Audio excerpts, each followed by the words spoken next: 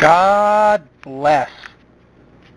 This is NFL Moneyball, brought to you by NFL ESP, or Extended Strategic Principles, found on the web at NFL-ESP.com. I am your host, Mark Anthony DeBello, and you can find more information on me and this program at markanthonydebello.com. This is the first broadcast, which is going to be a podcast, if you will, of the 2015 NFL season. Today is Thursday, September the 10th. If you wish to find more information on this program, again, you can go to NFL-ESP.com, and you'll also find a blog there and some information on this unique analytical data system and program, in addition to product and consultation service. Quite simply, NFL ESP has been proven to increase a team's win production by at least 10 to 15% in the NFL, and even a greater percentage of productivity improvement in college sports, especially college football, but we also do college basketball and other professional sports, including hockey, basketball, and baseball. You can find, again, all the information on NFL ESP on the web at NFL-ESP.com. This is going to be a half-an-hour program.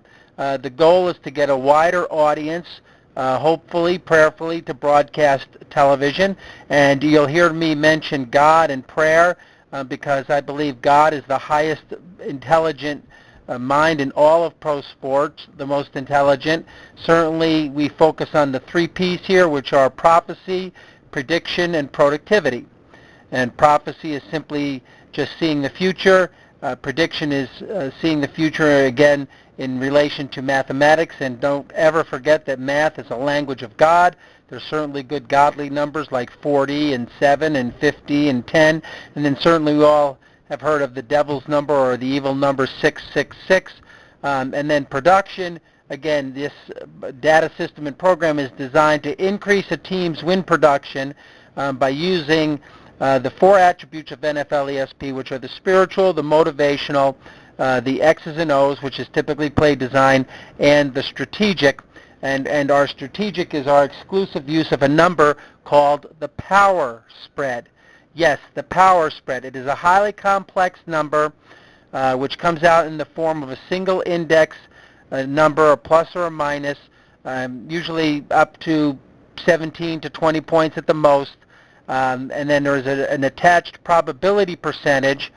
And then this number we use with a basic strategy system or formula or template for most basic strategy decisions in an NFL game, at usually about 10 points of call during the game. So again, without revealing too much, the goal of this program is to ultimately have our consultation service and our product picked up by the NFL or an NFL team, and it also involves the use of a third coordinator in the booth called the GMC, who would relay this information to a coach at, again, those 10 basic points of call or strategy points during a game, anywhere from a 4th down to whether you should punt or go for a field goal or go for a 1st down. Many decisions like that during the course of the game. And again, because we're not officially picked up by an NFL team this season, although I had consulted with the Bears the last couple seasons and did some work earlier this year with the Jets, and regrettably neither team did what we had espoused, and thus they failed to produce. But I'll get into that later. And again, we also have a broadcast called ESP Moneyball, or NFL Moneyball. And again, it's coming out here. You'll see a podcast in a sense. I might show some clips or pictures or something that you can look at while listening to this half-an-hour program. And the goal, again, is to have a wider voice in broadcast television, because regrettably, tragically to me, is all you'll hear on broadcast airwaves these days is incorrectness, inaccuracy, and a lack of truthfulness. Again, I cannot blame the world system. That's how it works. Guys who know less than God or I and make heck of a lot more money. That's just the way it goes. It seems quite unjust, to me, a great injustice. But again, that's the way the world system works. So this program you're going to hear divided into two parts. The first part is covering the game from an NFL ESP perspective with insights you won't hear anywhere else. And then the second part, we're going to open up to how the games might relate to those who have an investment nature, those who see games from the perspective out in Nevada and wish to invest in games. And then lastly, we're also going to, so there's actually three parts, we're also going to include a little bit on fantasy football, which is really veritably no different than what's going on in Las Vegas or in Nevada. But again, I'm not being highly professional with this program. This is a little bit, if you will, of an audition for doing something in the broadcast. But I also have, like I said, I have the show NFL Moneyball already outlined, and I know that will be very successful and highly not only innovative but informative. And again, as it even relates to teams in the NFL and how it equates to helping them. But again, that's how the program is going to be designed, and I'm going to basically have one a week, and then in the postseason, and then a program for the Super Bowl. And if you go to the NFL-ESP.com website and you click on the blog section, you'll see that at the beginning of the season is basically the second or the fourth phase, with one phase remaining, of our researcher study, and that includes through the preseason, and then the first 2 weeks of the NFL season, when I have a chance to see every team on tape and review certain things and insights and data and information that only I can see. And surely I again always give credit to God. He's the one who gave me not only this talent, but again certain prophetic and spiritual insights that nobody on earth can see but myself. But then again, a lot of this, the mathematical data and system that I was blessed to develop and know works and has worked. I've been doing this for basically 45 years now, since the age of 8. So having said that, we'll go through our thoughts, but mostly for the season, and then cover a little bit on week 1, and then again from an investment point of view on week 1, and also from a fantasy point of view. So God bless again. Thank you for tuning in. I ask that you spread this podcast or this audio cast on social media as best you can, because I think it's going to benefit yourself and anyone who listens. So we've got about 22 minutes to go in the program. So let me get into this first week in the NFL. Let's go into the divisions. And a lot of this, again, you'll see if you go to my sports blog, which comes under the name Mark Anthony DeBello. But again, you can link to an NFL-ESP.com. I'm going to start simply in the AFC East.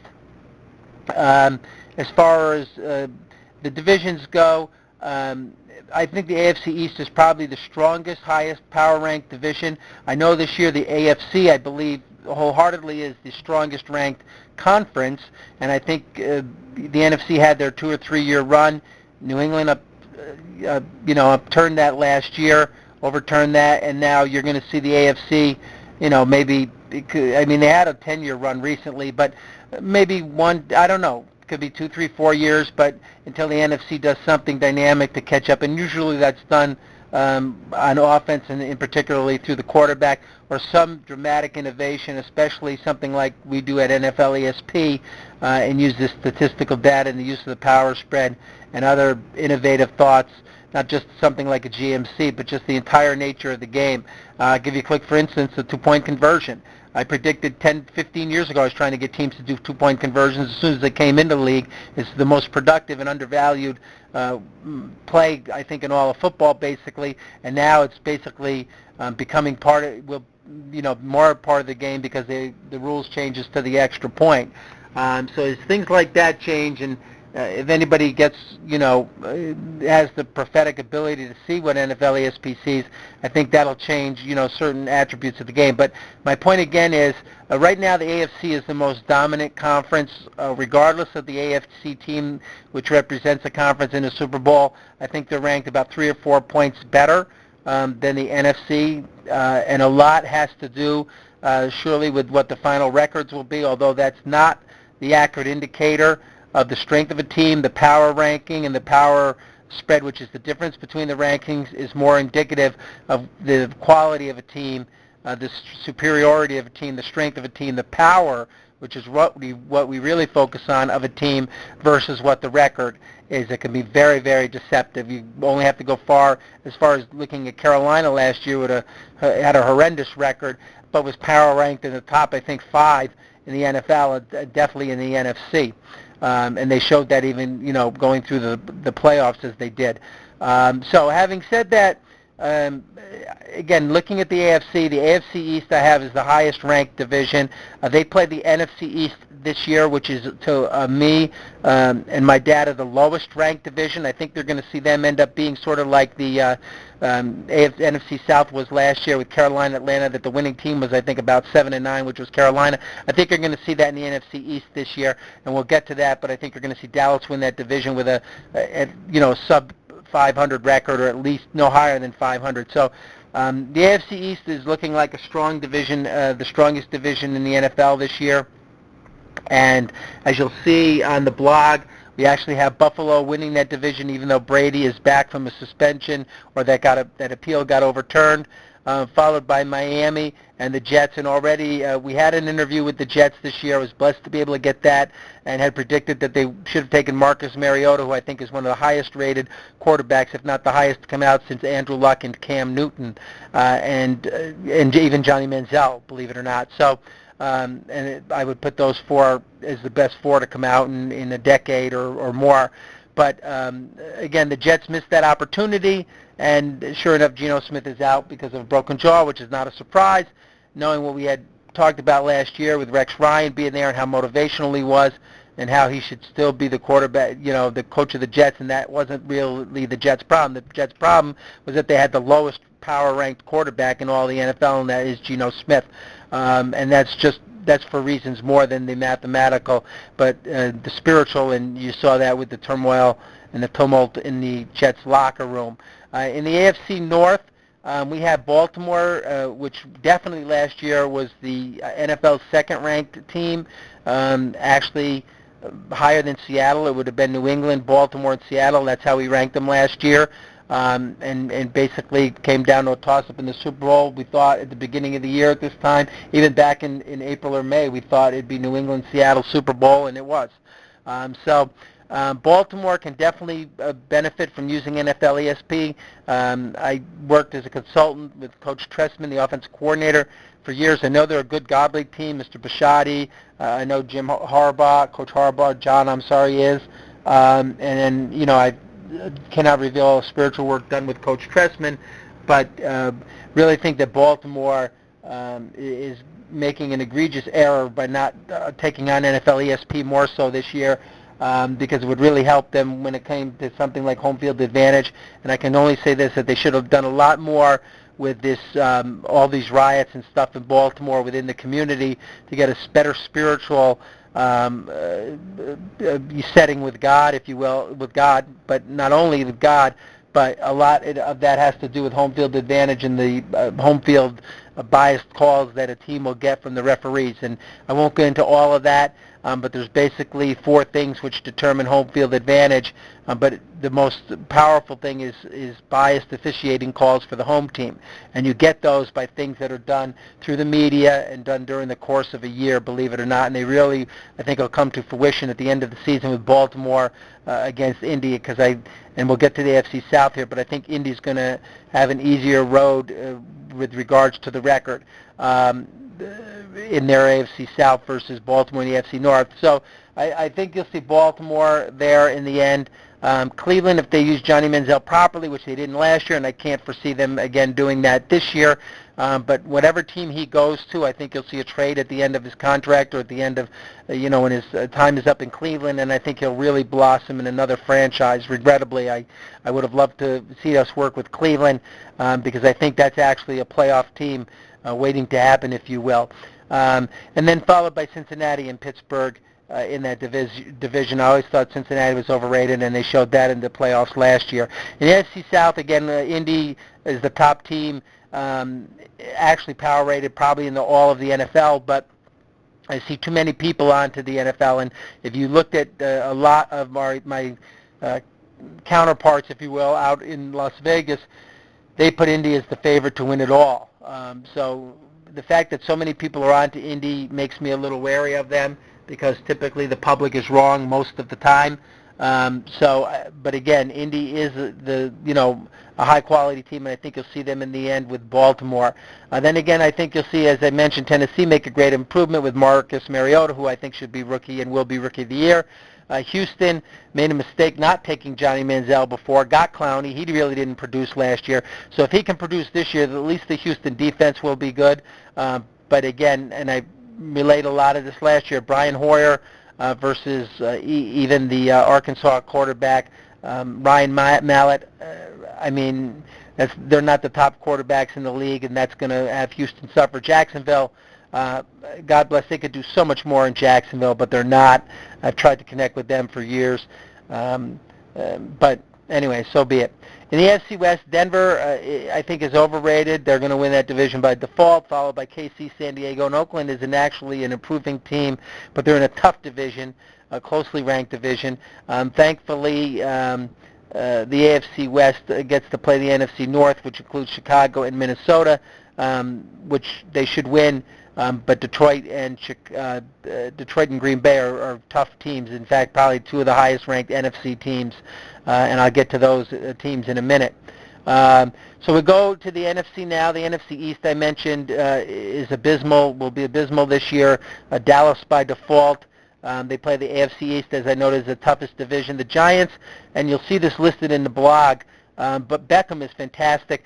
But the Giants should have, as I said this many, many years ago when Brett Favre was near his end of his career with the Packers, they should have gotten rid of him sooner, gotten more trade stock from him, and then gotten Aaron Rodgers into the lineup sooner. How would that turned out? I think the Giants should do the same with Ryan Nassib. I think Eli Manning is terribly overrated, regardless of the offense they put for him. Thankfully, Beckham catches almost everything thrown at him, but again, the Giants are an overrated team. I think the biggest disappointment you're going to see, and I can't give all the details here, but one of our ex-associates who never really got on board the way he should have with us is a guru, if you will, to Chip Kelly. I respect Coach Kelly. I respect most everybody in the league, one way or another, or even I hate even to say the media, but it makes no sense to me how NFL ESP has the most proficient and productive and, like I said, predictive and prophetic data and concepts and insights, and I share them almost openly, not getting paid in a sense. I'm not charging for this podcast or this this audio recording, and it just makes no sense to me how these teams do something the opposite. But anyway, I know Coach Kelly was all in with Sam Bradford, but Bradford ranked very low with us. That's why the Rams didn't produce the way they should have. And I know he really wanted to trade and get Mariota. And again, I think Marcus Mariota it might be a notch higher than Johnny Manziel, although you haven't seen it in Manziel yet. But he will be an incredibly productive quarterback. And their Philadelphia's failure to get him, Sam Bradford, will be a detriment to Philadelphia. And I really think they're going to have a really down season this year and project only, maybe, believe it or not, 5 wins, which you won't hear anywhere else. Everybody's got Philadelphia contending even for the Super Bowl or even to win the division. They won't make the playoffs. And I think you'll see that ultimately. Washington, one of the notes I have here is when you have a quarterback problem, sometimes getting an offensive line, you think he needs protection, but you could protect the worst quarterback in the league, and it's not going to make a bit of difference. Not to say RG3 or Kirk Cousins, is the worst. And the same thing when you draft wide receivers. You get wide receivers in free agency. If the quarterback can't get them the ball or the ball in their vicinity, what's the difference? So you need a power quarterback, and then you need to draft accordingly or sign free agents accordingly, and I don't think Washington did that. So I have them surely rated last and one of the lowest teams in the NFL. Let's go to the NFC North here quickly with about 11 minutes to go. 10 minutes to go in the program. I want to leave 5 minutes to get to the investment side of things and the fantasy. NFC North plays the AFC West this year. I think you're going to see Detroit. We projected this last year, how well they would do when they got rid of Coach Schwartz. They did. I think Coach Caldwell actually was much more aggressive than I thought he would be last year. He's typically been very conservative when he was with the Colts, and that cost them. So I think his aggressive nature was a real surprise last year. Not that Detroit did what they did. We projected that, and 90% of what we said was accurate last year, way and far above anybody else in the media would ever say, and they were changing their predictions and power rankings every single week up until, the Super Bowl, and they couldn't even then come to a clear-cut decision. So what we say after week 2 is solid, and we stick with it, and we don't change it throughout the season. We're that accurate. But I think Detroit's going to win the division this year against Green Bay, and is one of the higher power-ranked teams in the NFC, as I mentioned, and I'll tell you the three are Seattle, Detroit, and Green Bay. Everybody else is far behind. Arizona is definitely a clear-cut fourth, but that all depends on Carson Palmer, who we always thought was a really underrated quarterback, and that shows when he's in the lineup. So Detroit, Green Bay, Minnesota's already being highly touted by the media, and I think they're overrated. And Chicago, I respect and know Coach Trestman very, very well. I don't think they should have gotten rid of him. I don't think Coach Fox is an improvement, believe it or not, and Chicago's still going to do poorly. Based on, I think their offense is going to be even weaker than it was last year, and the defense was surely the biggest problem for the Bears last year, in addition to the GM who didn't take us on, and I can't get into all that here, but it was there for Chicago, and they did, I think, in all the years I've known Coach Trestman, they did 5% of what we suggested they did, and I think that reflected in their record. You saw that. So again, having said that, little hope for Chicago. The NFC South plays the AFC South.